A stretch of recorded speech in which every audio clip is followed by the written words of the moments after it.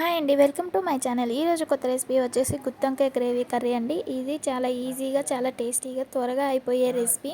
ముందుగా దీనికోసం పల్లీలు అయితే వేసుకొని కొంచెం త్వరగా వేయించుకోవాలండి. ఆ తర్వాత దీంట్లోకే పచ్చెనగపప్పు అండ్ మినపప్పు కొంచెం వేసుకొని ఇవి కూడా కొంచెంసేపు వేగనియాలి. ఆ తర్వాత మన దగ్గర ఎండు కొబ్బరి, తర్వాత 1 టేబుల్ స్పూన్ ధనియాలు, 2 టేబుల్ స్పూన్లు తెల్ల నువ్వులు వేసుకొని బాగా వేయించుకోవాలండి. ఇవి వేయించుకున్న తర్వాత ముందుగా నానబెట్టుకున్న చింతపండుని వాటర్ వేసుకొని ఇలా కొంచెం గ్రేవీగా మిక్సీ పెట్టుకోవాలండి. ఆ తర్వాత దీంట్లోకి సరిపడా ఉప్పు, కారం వేసుకొని పక్కన పెట్టుకోవాలండి. ఆ తర్వాత ఇలా వంకాయలు మధ్యలోకి చీల్చుకొని ఇవి నూనెలో వేయించుకోవాలండి. నూనెలో వేయించుకొని అవి బాగా చల్లారిన తర్వాత మనం ముందుగా పట్టి పెట్టుకున్న గ్రేవీని అయితే ముక్కలకు పట్టించాలి.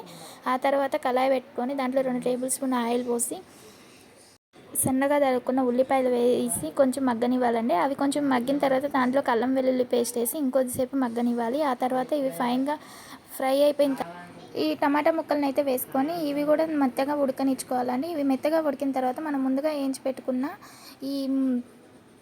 వేయించి పెట్టుకున్న వంకాయల్లోకి స్టఫింగ్ అనేది పెట్టుకున్న తర్వాత ఈ మిగిలిన గ్రేవీలోకి నూనెలో వేసుకొని కొద్దిసేపు మగ్గనియాలండి. ఆ తర్వాత మిగిలిన గ్రేవీ మొత్తం వేసుకొని ఒక గ్లాస్ వాటర్ పోసుకొని గరం మసాలా వేసుకొని కొద్దిసేపు ఉడకనిచ్చిన తర్వాత లాస్ట్లో కొత్తిమీరతో సర్వ్ చేసుకుంటే అంతే, వేడి గ్రేవీ కర్రీ అయితే గుత్తొంకాయ గ్రేవీ కర్రీ అయితే రెడీ అయిపోయింది. నచ్చితే లైక్ చేయండి, షేర్ చేయండి. Thank you.